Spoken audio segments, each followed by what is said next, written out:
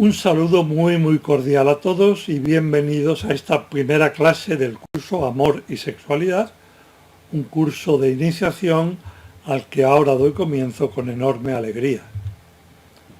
En esta sesión inaugural y para ir preparando el terreno, me gustaría que reflexionáramos juntos sobre la tremenda importancia del amor en la vida humana. Por eso me ha parecido conveniente relacionar el amor con la felicidad, que según los expertos y el sentir común, lo que de un modo u otro todos experimentamos, constituye el fin último de toda nuestra existencia, aquello que la guía en cada uno de sus pasos y aquello a lo que todos aspiramos. Algo que, con sus propios matices, resulta bastante obvio en el momento presente, en el que la felicidad viene a concebirse, y así se afirma y a menudo se reclama, como un derecho universal.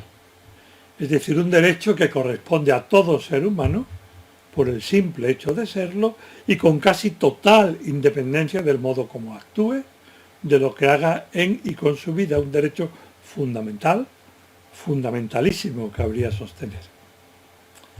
Y esto, como cualquier otra realidad, tiene su historia, su biografía. Es más, lo que hoy sucede con la felicidad solo acaba de entenderse bien cuando se conoce esa semblanza, al menos en sus hitos fundamentales. Son esos hitos, algunos de ellos, los que intentaré resumir en estos minutos. El punto de partida pueden ser los filósofos griegos clásicos y más en concreto Aristóteles. La felicidad, bien supremo. En las primeras páginas de su Ética a Nicómaco, hace Aristóteles dos afirmaciones que se han repetido una y otra vez a lo largo de la historia de Occidente y hasta nuestros días. A veces por influjo directo de Aristóteles, basándose expresamente en lo que él dejó escrito, otras porque la misma naturaleza de la felicidad parece exigirlo. Sostiene en primer término Aristóteles que llamamos felicidad al más excelso de los bienes humanos, al de más valor, al bien supremo. Y añade de inmediato que aunque todos estén de acuerdo con el nombre, difieren y mucho cuando se trata de determinar el contenido o la naturaleza concreta de esa felicidad. Son tantas esas discrepancias y tan trascendental considera Aristóteles el asunto para el despliegue de una vida auténticamente humana que dedica dos largos y complejos libros, la ética y la política, a debatir y a intentar esclarecer este asunto, en qué consiste la felicidad y cómo alcanzarla. Sin duda, como acabo de sugerir, se trata de una tarea ardua, pero de suma importancia para la vida humana y que a todos nos interesa llevar a término o resolver. El anhelo de felicidad. Como ya he sugerido, buena parte de los filósofos occidentales ha intentado dar respuesta a este enigma y bastantes de esos filósofos tras las huellas del propio Aristóteles. A veces sin conocerlo directamente y otras citándolo de forma expresa, plantean el asunto en términos bastante parecidos a los suyos y acentúan algunos de los matices contenidos en la doctrina de Aristóteles, dándoles especial relieve mientras dejan en sordina otros aspectos de la cuestión. Por ejemplo, en uno de sus sermones, San Agustín afirma tajantemente, subrayando sobre todo el anhelo de felicidad que habita en nosotros: todo hombre, quien quiera que sea, desea ser feliz. No hay nadie que no lo desee, ni que no lo desee por encima de las demás cosas, es decir, añado yo, como objetivo primario y fundamental. Se trata para San Agustín, más aún que para Aristóteles, del bien humano más excelso, al que todos estamos naturalmente orientados y que todos anhelamos igualmente, al menos de palabra. Digo al menos de palabra porque inmediatamente después de la afirmación que acabo de leer, el propio Agustín de Hipona añade, igual que hiciera Aristóteles: la división de pareceres comienza en cuanto se intenta determinar por dónde se va la felicidad, cómo se tiende a ella, por qué camino se llega a ella, en definitiva, en qué consiste esa felicidad tan ambicionada y cómo se alcanza. Se mantiene aquí, como podemos ver, la oposición entre el nombre, la palabra, sobre el que hay un acuerdo prácticamente unánime, y el contenido o naturaleza de la felicidad, que constituye más bien, por decirlo así, el reino de la dispersión y de la diversidad de pareceres, algo idéntico o tremendamente parecido a lo que bastantes siglos más tarde encontraremos en Kant cuando sostiene: pero es una desdicha que el concepto de la felicidad sea un concepto tan indeterminado que aun cuando todo hombre desea alcanzarla, nunca podrá decir por modo fijo y acorde consigo mismo lo que propiamente quiere y desea. Amor o felicidad. Aprovechando que ya nos hemos trasladado hasta Kant, demos ahora un pequeño salto en el tiempo para captar, al menos en sus trazos fundamentales, otro de los momentos claves de la biografía de la felicidad que estoy esbozando. En La perdida Dinamarca, con tono casi solemne, en un libro traducido al castellano como Los actos o las obras del amor, escribe Kierkegaard: engañarse respecto al amor es la pérdida más espantosa, es una pérdida eterna para la que no existe compensación ni en el tiempo ni en la eternidad. Una pérdida eterna que no puede compensarse ni en el tiempo ni en la eternidad. Incluso por el mismo modo de enunciarlo, enfático y aforístico, da toda la impresión de que estamos ante algo de enorme relevancia en lo que se juega el destino del hombre. El amor parece ocupar en Kierkegaard un puesto análogo al que Aristóteles y San Agustín reservaban a la felicidad, con el agravante de que Kierkegaard no solo refiere sus afirmaciones a la vida presente, sino también a la futura, a la vida eterna. Engañarse respecto al amor, parece decirnos Kierkegaard, es el único error para el que no hay remedio. Todo lo demás podría arreglarse, esto, sin embargo, no. Si nos engañamos en este punto y no rectificamos a tiempo, añado yo por mi cuenta, y la puntualización me parece importante, si nos engañamos en este punto, ponemos en juego no solo la dicha temporal, sino también la eterna.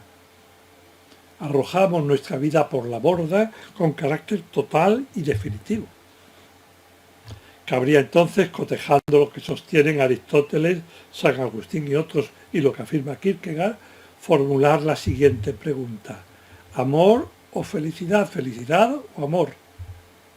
¿A cuál de los dos corresponde la primacía en la existencia humana?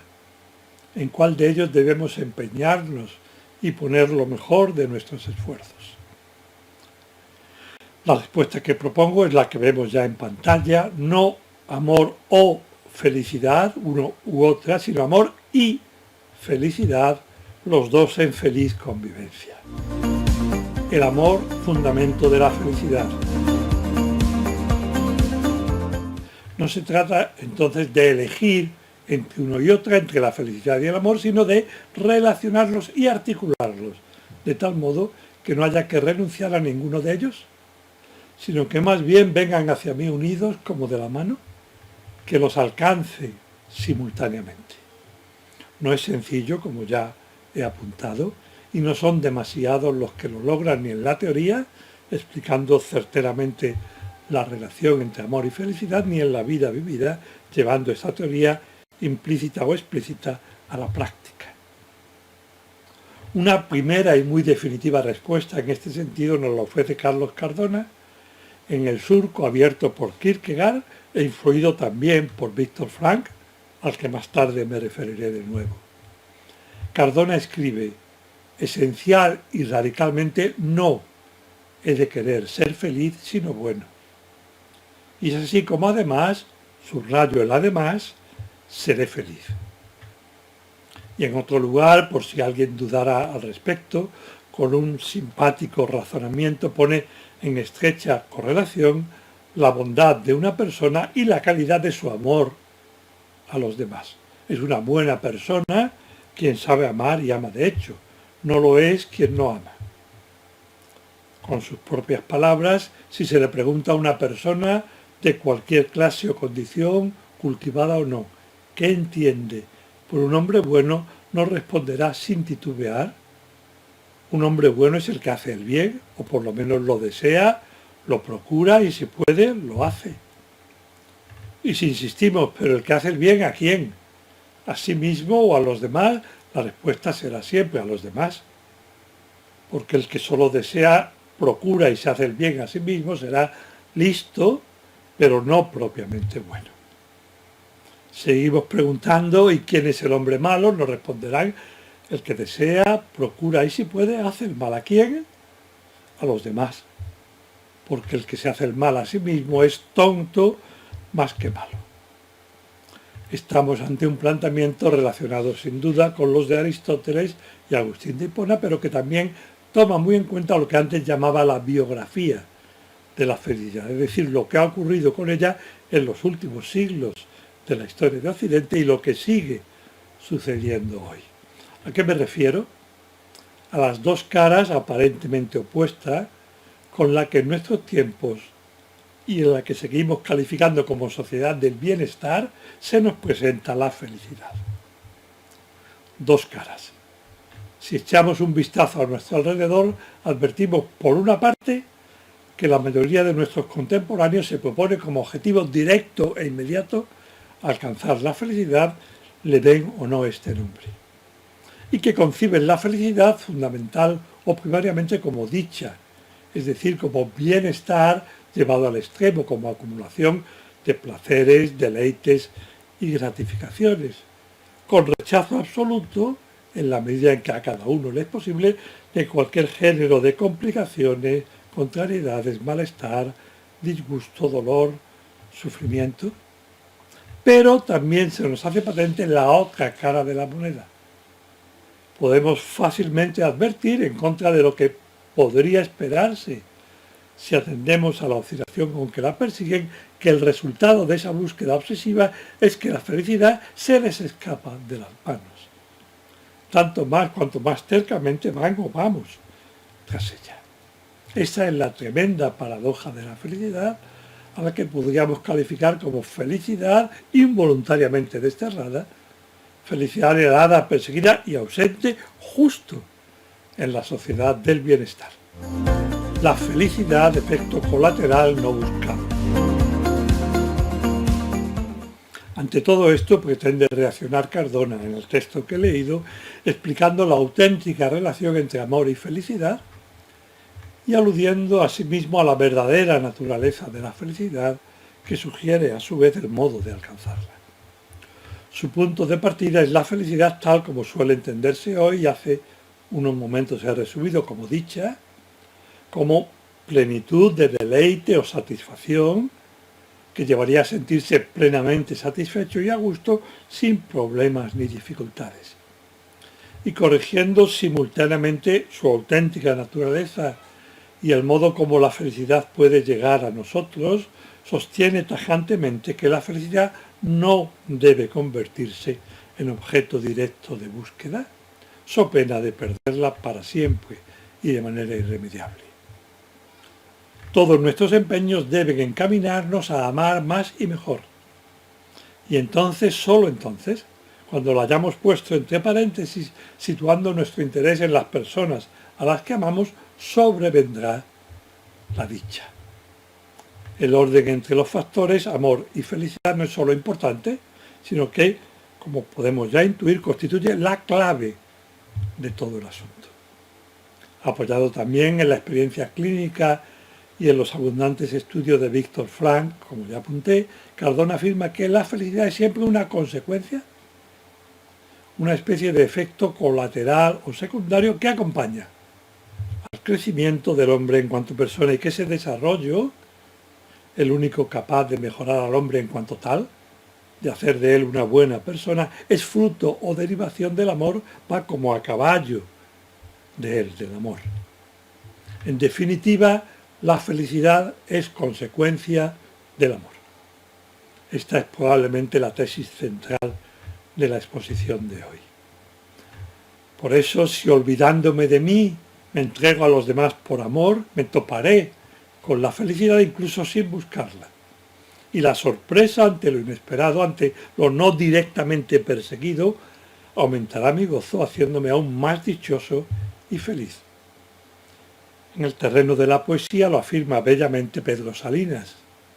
Y súbita de pronto porque sí la alegría, sola porque ella quiso vino, tan vertical, tan gracia inesperada, tan dádiva caída que no puedo creer que sea para mí. Parece que la felicidad nos llega siempre como por sorpresa, justo cuando no estamos pendientes de ella. Por el contrario, si me obsesiono con la felicidad y pongo todo mi empeño en alcanzarla, en acumular bienes y deleites y gozos, y en alejar de mí cualquier tipo de dificultad, de incomodidad o de molestia, nunca podré disfrutarla.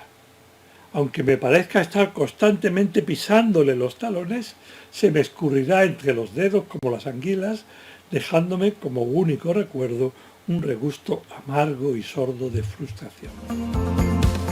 La puerta de la felicidad, salir de sí.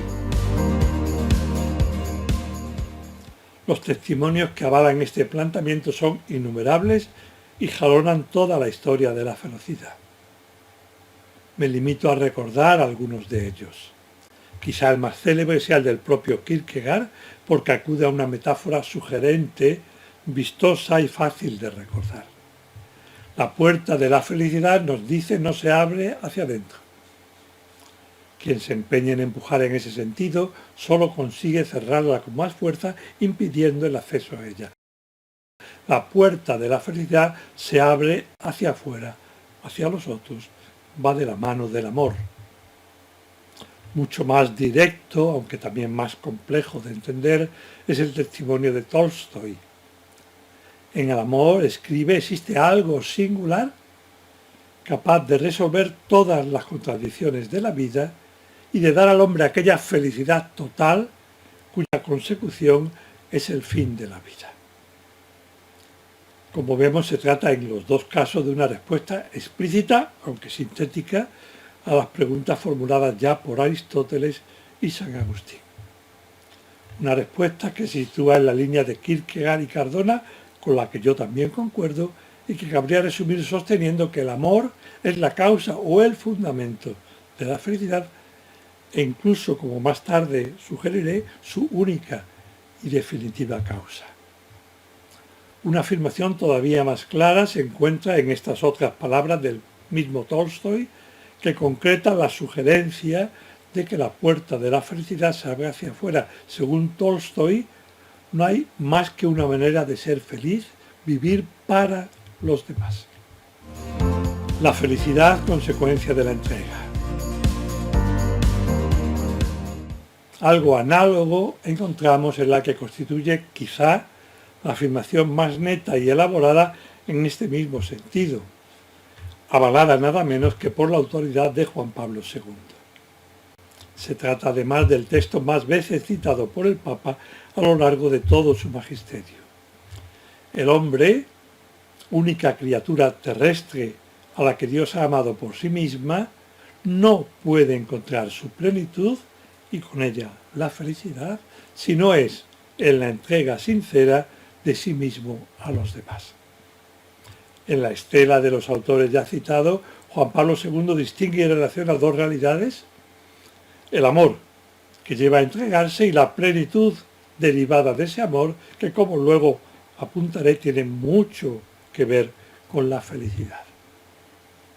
Conviene advertir también que la manera negativa, exclusiva, de formular este principio elimina cualquier otra interpretación y añade a la suya propia, a la que da Juan Pablo II, un nuevo y radicalísimo vigor que vale la pena subrayar.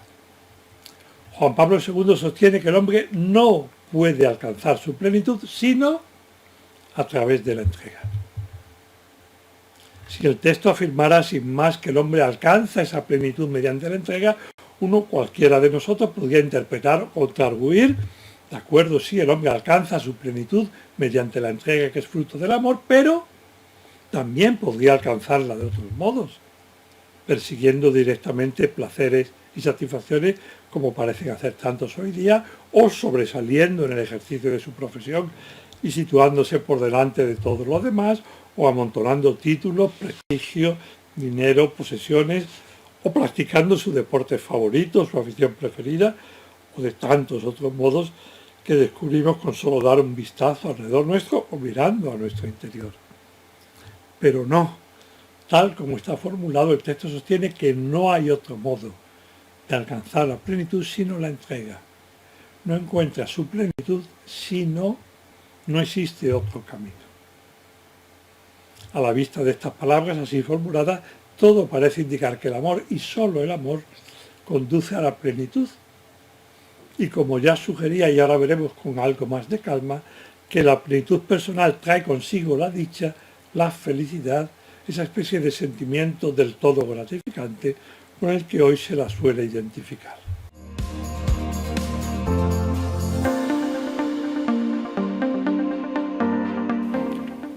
Es lo que sostiene de manera bastante explícita y en relación directa con el matrimonio Juan Bautista Torelló, un psiquiatra ya fallecido que ejerció su profesión durante bastantes años en Italia, Alemania y Austria.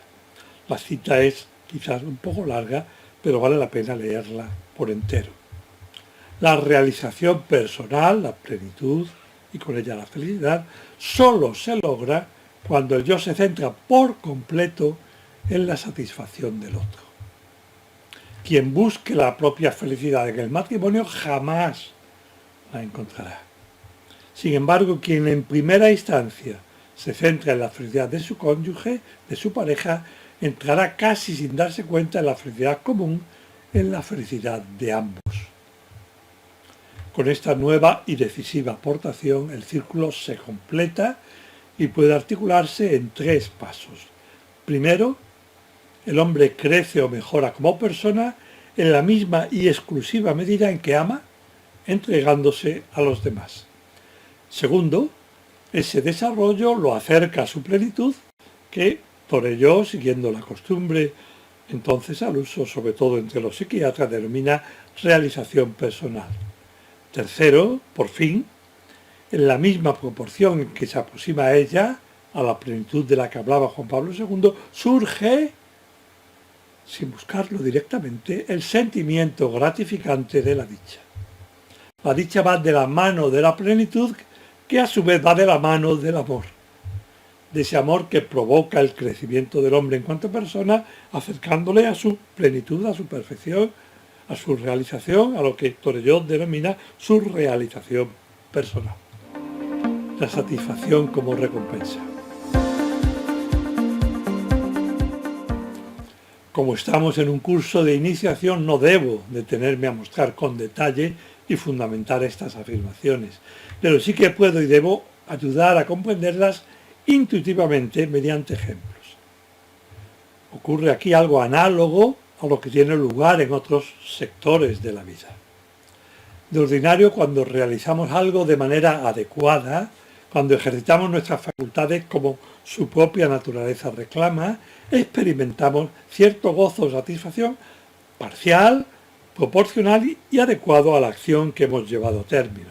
Por ejemplo, experimentamos un gozo de ese tipo cuando escuchamos relajados un buen concierto, cuando contemplamos un amanecer o una puesta de sol, cuando sentimos la caricia en nuestro cuerpo del frescor de la brisa matutina paseando por la playa, o nos embarga también a primeras horas de la mañana en el campo el olor de la hierba recién cortada, o cuando en una noche despejada y silenciosa, lejos del bullicio de la ciudad, podemos observar con calma el maravilloso espectáculo de las estrellas al que se han referido tantos artistas y filósofos.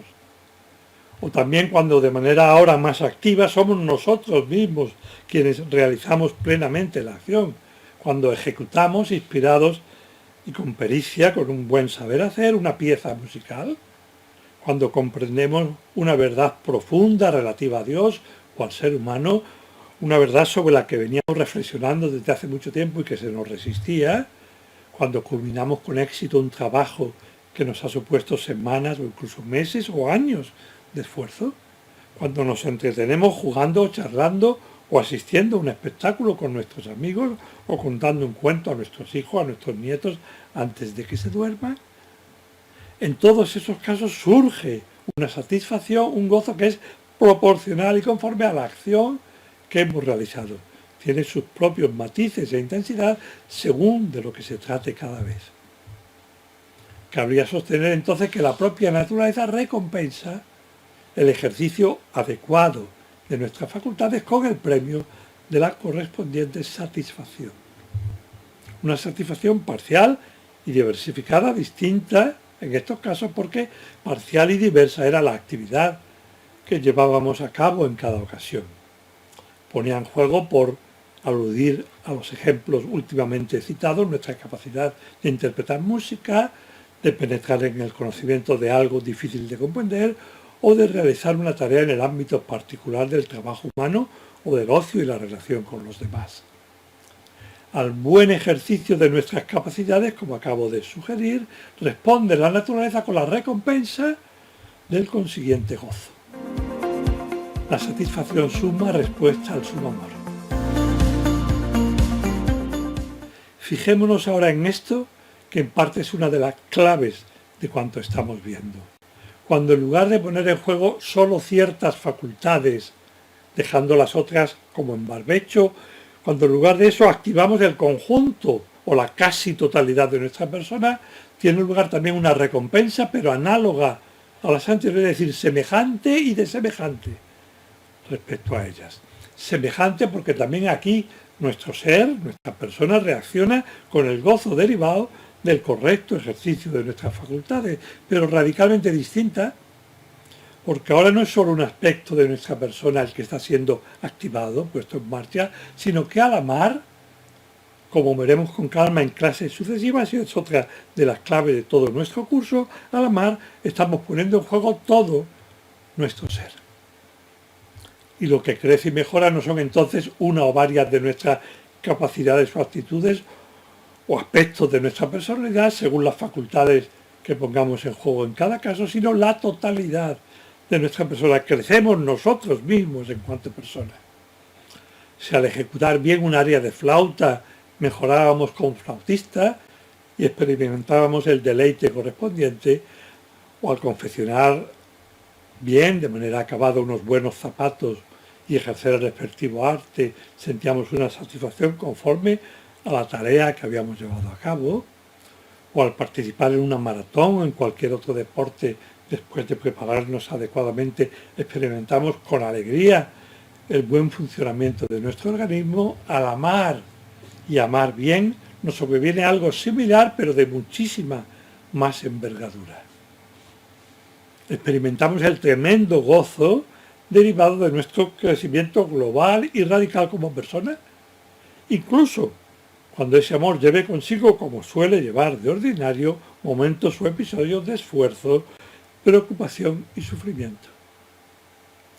También ahora a la categoría de la acción realizada le sigue como una especie de recompensa el correspondiente gozo, un gozo de unas dimensiones radicalmente distintas, mucho más intensas y plenas y totales, que es a lo que de ordinario llamamos felicidad. El mejor pianista, felicidad y grandeza de la persona.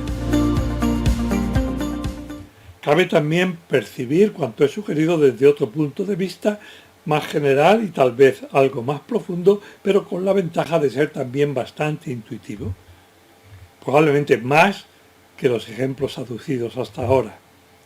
La clave consiste en tomarse del todo en serio la grandeza de la persona, la tuya y la mía, y acudir a una situación que nos permita advertir, también de manera intuitiva, como acabo de recordar, una de las más sugerentes consecuencias que se derivan precisamente de esa grandeza de la persona humana.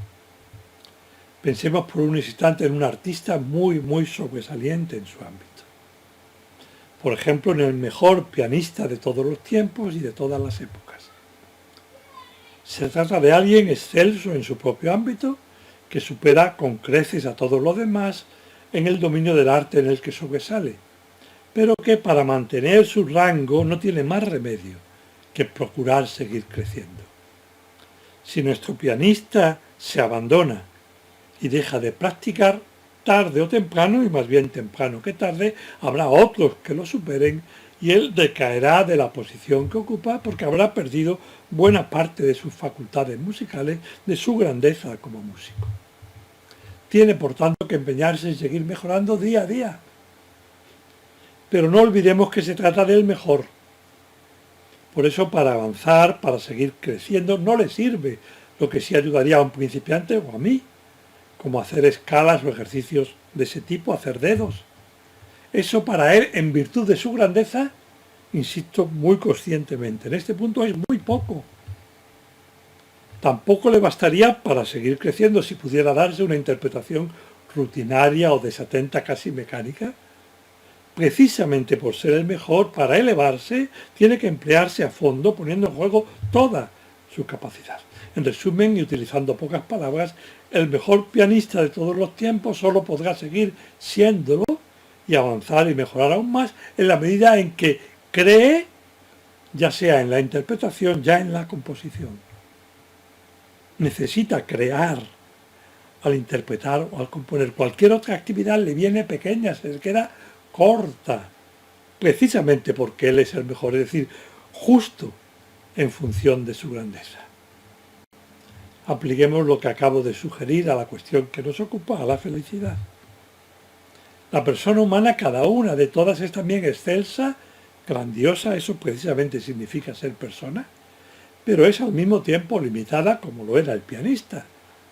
Por consiguiente, también hemos de seguir creciendo si no quieren menoscabar, destruir parte de su grandeza.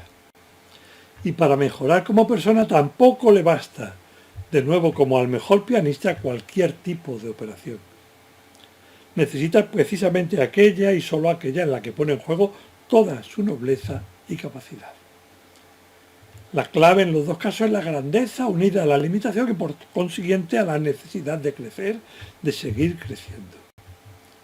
Para seguir creciendo y mantener su estatuto privilegiado, el mejor pianista debe hacer uso de la mejor de las operaciones posibles que he descrito genéricamente como creación. Necesita crear.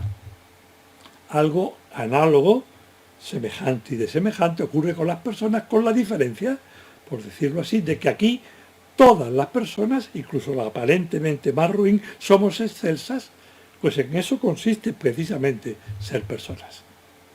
Por eso necesitamos hacer uso de la mejor de las operaciones posibles y en el caso de la persona, esa actividad, esa operación es única y exclusivamente el amor que culmina en la entrega, el amor que se da.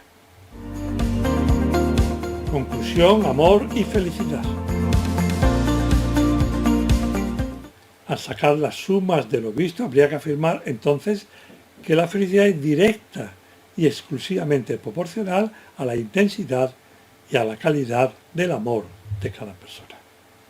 La experimentación, la sensación de felicidad puede verse disminuida o incluso eliminada del todo cuando existe una profundidad de enfermedad psíquica o un intenso deterioro orgánico por enfermedad, por vejez. Pero el crecimiento, el desarrollo, la plenitud personal va siempre e indisolublemente a caballo o de la mano del amor. Y en ese sentido suele decirse que en su núcleo, en el fundamento primario que la constituye, como he dicho hace unos momentos, la felicidad es directa y exclusivamente proporcional a la categoría y a la intensidad del amor de cada persona. Quien ama mucho y bien y se empeña en seguir amando más y más, es muy feliz.